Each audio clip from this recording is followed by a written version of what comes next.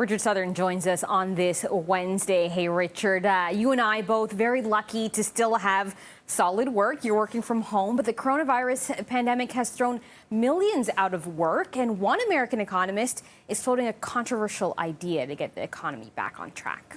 I'm wondering, Janella, what everyone at home thinks about this, if it's a good idea. Should we do it in Canada? This American economist is proposing giving Americans $1,000 cash to get a coronavirus vaccine when it becomes available. Yeah.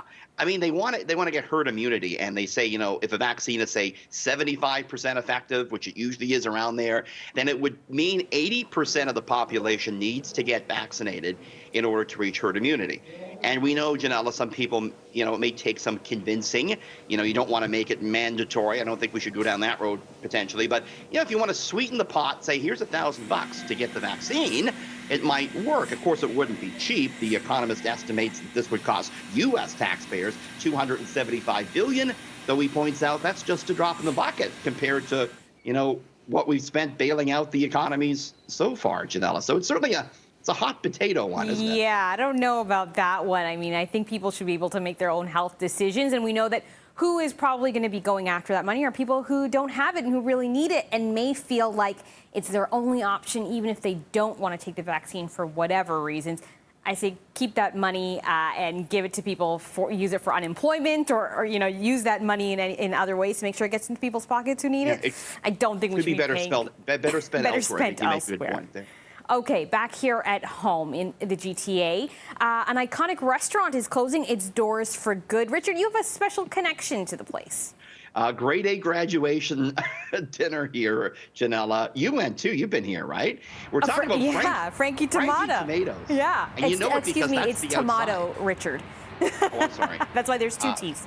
Because you got to be, it's very authentic Italian, of course. Authentic, exactly. Yeah. It's an Italian buffet. It's at Woodbine and Steeles. They're known for their, imitation Leaning Tower of Pisa out front. Inside, they made it sort of look like an Italian, marketplace. There was fake streets and fake street lamps and then different eating stations.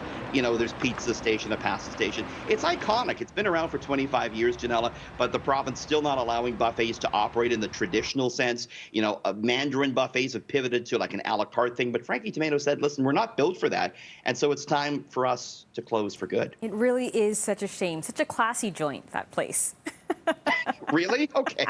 It wasn't the best. I'll put it this way. It wasn't the best pizza I've ever had in my life, Janelle. I think I went for like my little brother's birthday or something like that. He just loves all-you-can-eat pasta. So that was his pick on his birthday. Frankie Tomatoes, he'll be very sad when I tell him. Frankie Tomatoes hurting, lots of businesses hurting. One industry, though, is actually beating earnings expectations.